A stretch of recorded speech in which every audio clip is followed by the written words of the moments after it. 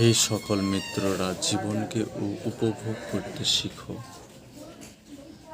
যখন থেকে দেখবে তোমার মনে সবসময় আনন্দ বিরাজমান, তখন বুঝবে যে তোমার পাপ কমে গেছে। যখন তোমার মনে হবে যে আনন্দ লাগছে না, তখন মনে হবে পাপ ঘনত্ব বৃদ্ধি পেয়েছে।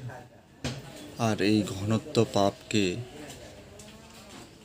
ভালোভাবে মিক্সার করে আমাদের হরিনাম গ্রহণ করতে হবে।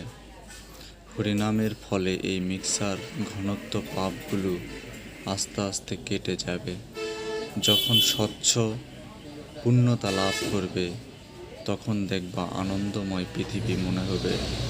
আসুন মিত্ররা, সকলেই ঘনত্ব থেকে স্বচ্ছতা লাভ করি। রাধে রাধে।